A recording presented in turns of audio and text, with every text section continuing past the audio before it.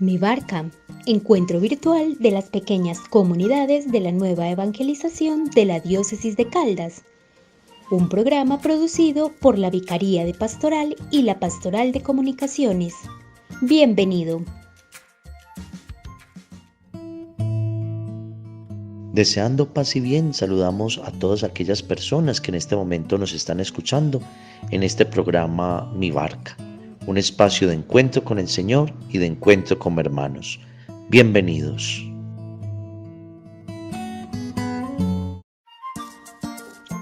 En Mi Barca, hagamos oración. Espíritu Santo, amor del Padre y del Hijo, visítanos hoy con tu sabiduría e inteligencia espiritual. Ilumina los ojos de nuestro corazón para que podamos comprender el sentido de las Escrituras, el mensaje que Jesús Maestro Verdad nos quiere compartir en este día. Haz que la palabra que escuchamos resuene en nuestro corazón y pase del corazón a la vida, que no seamos solo oyentes de la buena noticia, sino que con tu gracia la llevemos a la práctica.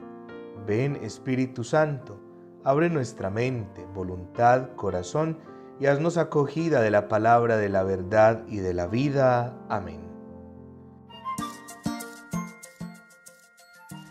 En Mi Barca, recibamos la catequesis.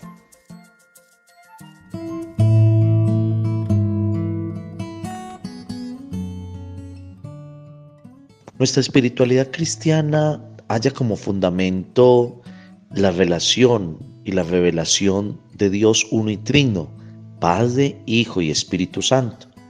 Pero en esa espiritualidad cristiana también aparecen unas dimensiones, así como hablamos de la dimensión misionera o tal vez hablamos de la dimensión mariana. Nosotros sí podríamos también, con ocasión del año de San José, hablar de una dimensión josefina dentro de esa espiritualidad cristiana. Y esa dimensión josefina nos lleva a contemplar la imagen de San José en nuestra vida y cómo San José siempre nos inspira un camino en el Señor, un camino en el que encontramos plenitud a través de Jesucristo, Dios y hombre verdadero. Pues mis queridos hermanos, siguiendo la enseñanza del Papa San Juan Pablo II en su exhortación apostólica Custodio del Redentor, tendríamos que recordar hoy, o podríamos recordar hoy, que San José fue declarado patrono de la Iglesia de nuestro tiempo. Y decía el Papa San Juan Pablo II, en tiempos difíciles para la Iglesia, Pío IX, queriendo ponerla bajo la especial protección del Santo Patriarca José, lo declaró patrono de la Iglesia Católica. El pontífice sabía que no se trataba de un gesto peregrino, pues a causa de la excelsa dignidad concedida por Dios a este su siervo fiel, la Iglesia, después de la Virgen Santa, su esposa, tuvo siempre en gran honor y colmó de alabanzas al bienaventurado José, y a él recurrió sin cesar en las angustias. ¿Cuáles son los motivos para tal confianza? León XIII los expone así: las razones por las que el bienaventurado José debe de ser considerado especial patrono de la Iglesia y por las que a su vez la Iglesia espera muchísimo de su tutela y patrocinio, nacen principalmente del hecho de que Él es el esposo de María y padre putativo de Jesús. José en su momento fue el custodio legítimo y natural, cabeza y defensor de la Sagrada Familia. Es por tanto conveniente y sumamente digno del bienaventurado José que lo mismo que entonces solía tutelar santamente en todo momento a la familia de Nazaret, así proteja ahora y defienda con su celeste patrocinio a la Iglesia de Cristo. Por eso le invocamos permanentemente en nuestra vida como cristianos.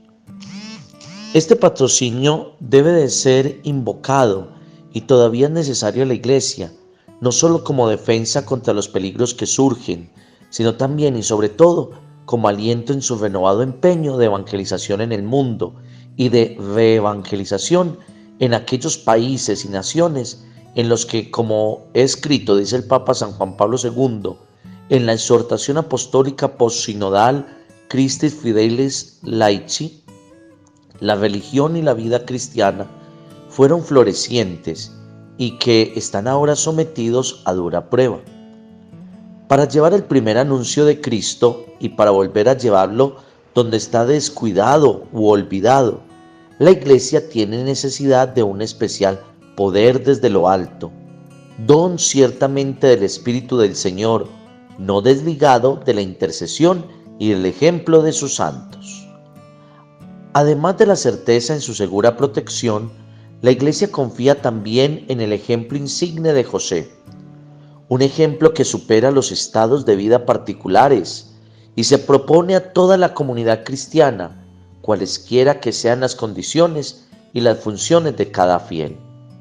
Como se dice en la Constitución dogmática del Concilio Vaticano II sobre la divina revelación, la actitud fundamental de toda la Iglesia debe de ser religiosa escucha de la palabra de Dios. Esto es de disponibilidad absoluta para servir fielmente a la voluntad salvífica de Dios revelada en Jesús.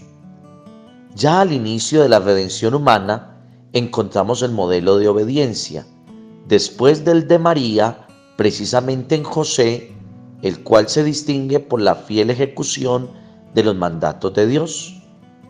Pablo VI invitaba a invocar este patrocinio como la Iglesia en estos últimos tiempos suele hacer, ante todo para sí, en una espontánea reflexión teológica sobre la relación de la acción divina con la acción humana, en la gran economía de la redención, en la que la primera, la divina, es completamente suficiente, pero la segunda, la humana, la nuestra, aunque no puede nada, nunca está dispensada de una humilde pero condicional y ennoblecedora colaboración.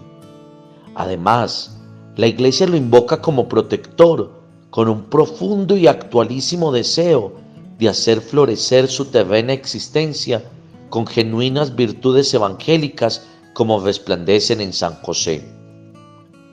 La Iglesia transforma estas exigencias en oración y recordando que Dios ha confiado los primeros misterios de la salvación de los hombres a la fiel custodia de San José, le pide que le conceda colaborar fielmente en la obra de la salvación, que le dé un corazón puro como San José, que se entregó por entero a servir al Verbo encarnado, y que por el ejemplo y la intercesión de San José, servidor fiel y obediente, vivamos siempre consagrados en justicia y santidad.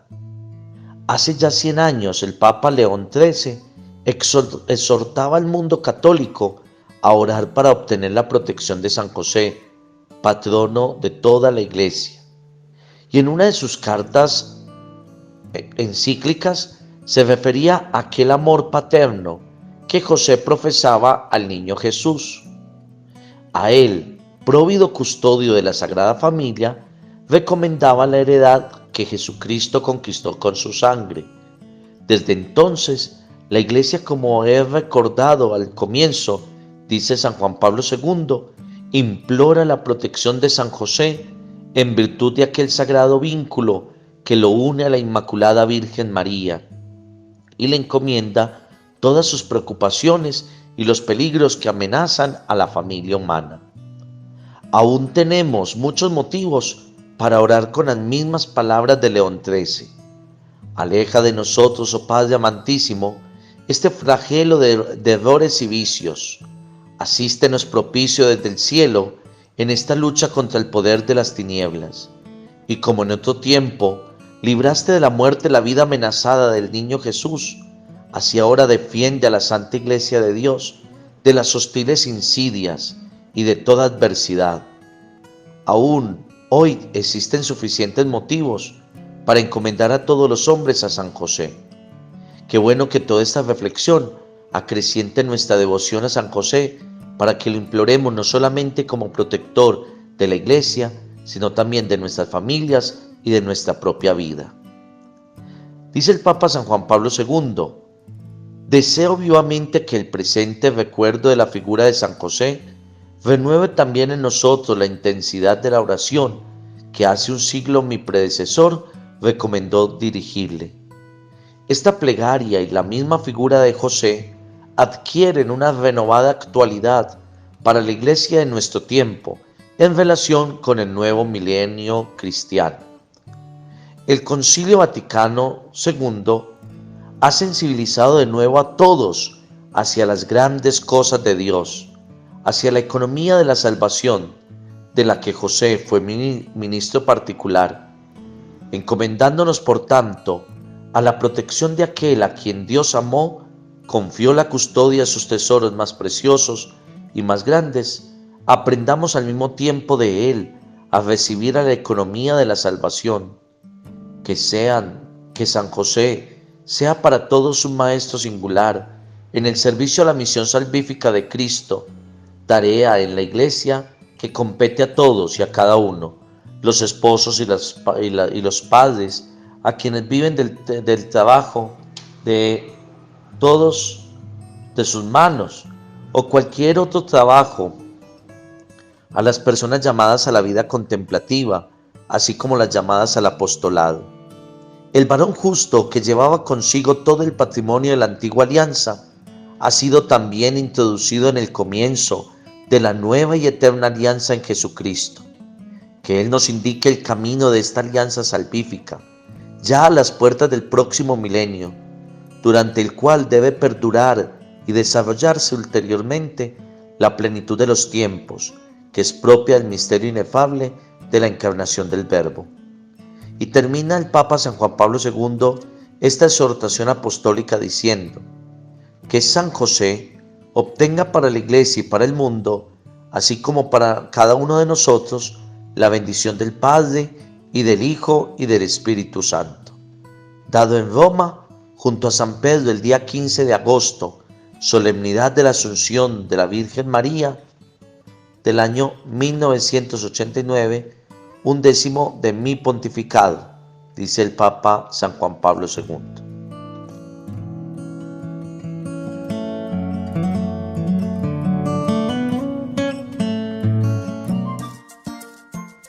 En mi barca, dejemos resonar la palabra de Dios en la Lectio Divina.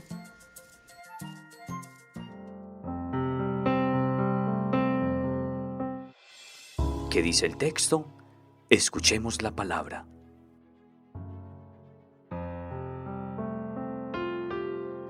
Escuchemos el Evangelio de este domingo 23 del tiempo ordinario, tomado de San Marcos en el capítulo 7, versículos del 31 al 37.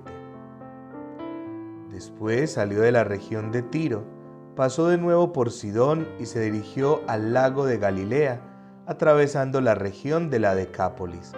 Le llevaron un hombre sordo y tartamudo y le suplicaban que impusiera las manos sobre él. Lo tomó, lo apartó de la gente y, a solas, le metió los dedos en los oídos. Después le tocó la lengua con saliva. Levantó la vista al cielo, suspiró y le dijo: Efetá, que significa ábrete. Al momento se le abrieron los oídos, se le soltó el impedimento de la lengua y hablaba normalmente. Les mandó que no lo dijeran a nadie, pero cuanto más insistía, más lo propagaban. Llenos de asombro comentaban: todo lo ha hecho bien, hace oír a los sordos y hablar a los mudos. Palabra del Señor. Gloria a ti, Señor Jesús.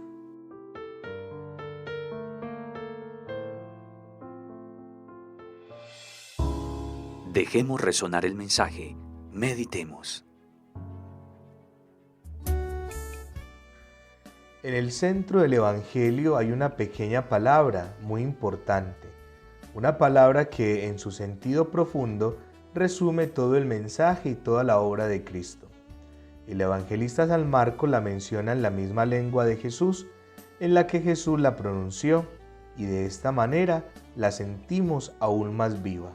Esta palabra es Efetá, que significa ábrete. Veamos el contexto en el que está situada. Jesús estaba atravesando la región llamada Decápolis, entre el litoral de Tiro y Sidón y Galilea, una zona, por tanto, no judía. Le llevaron a un sordomudo que lo curara. Evidentemente la fama de Jesús se había difundido hasta allí. Jesús, apartándolo de la gente, le metió los dedos en los oídos y le tocó la lengua. Después, mirando al cielo, suspiró y dijo, Efetá, que significa precisamente ábrete. Y al momento aquel hombre comenzó a oír y hablar correctamente. He aquí el significado histórico, literal de esta palabra. Aquel sordomudo, gracias a la intervención de Jesús, se abrió. Antes estaba cerrado, aislado. Para él era muy difícil comunicar. La curación fue para él una apertura a los demás y al mundo. Una apertura que, partiendo de los órganos del oído y de la palabra, involucraba toda su persona y su vida. Por fin podía comunicar y por tanto relacionarse de nuevo. Pero todos sabemos que la cerrazón del hombre, su aislamiento, no depende solo de sus órganos sensoriales. Existe una cerrazón interior que concierne al núcleo profundo de la persona, al que la Biblia llama el corazón. Esto es lo que Jesús vino a abrir, a liberar, para hacernos capaces de vivir en plenitud la relación con Dios y con los demás. Por eso decía que esta pequeña palabra, Efetá, ábrete, resume en sí toda la misión de Cristo. Él se hizo hombre para que el hombre, que por el pecado se volvió interiormente sordo y mudo, sea capaz de escuchar la voz de Dios, la voz del amor que habla a su corazón, y de esta manera aprenda a su vez a hablar el lenguaje del amor, a comunicarse con Dios y con los demás. Meditemos con las siguientes preguntas. ¿Cuál es la conducta de Jesús frente al sordomudo y de frente al pueblo? ¿Cómo entiendes tú los gestos de Jesús? Le puso los dedos en los oídos y con la saliva le tocó la lengua. Mirando después al cielo, emitió un suspiro y dijo, Efetá. ¿Cómo entender la preocupación de Jesús que lleva al hombre lejos de la gente? Oremos con la siguiente canción.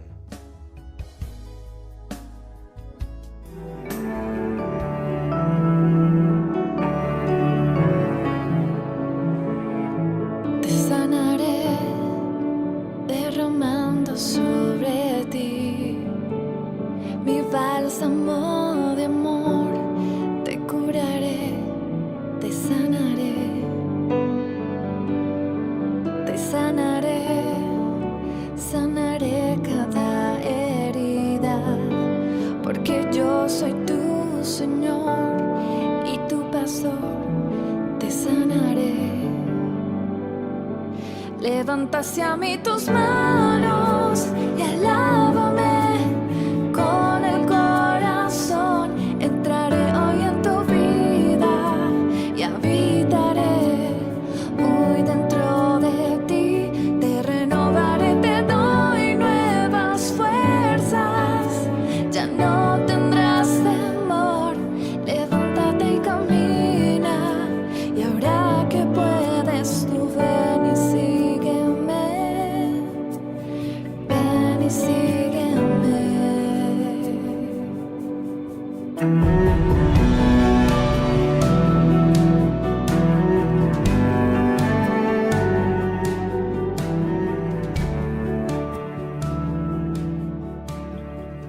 Que el compromiso de esta semana brote de tu corazón después de orar y meditar con la palabra de Dios.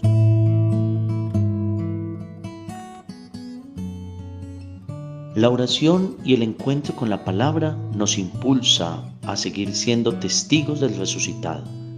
Que sea Él nuestra fuerza, que su Espíritu nos acompañe y que la Virgen María y San José sigan intercediendo por nosotros. Hasta luego.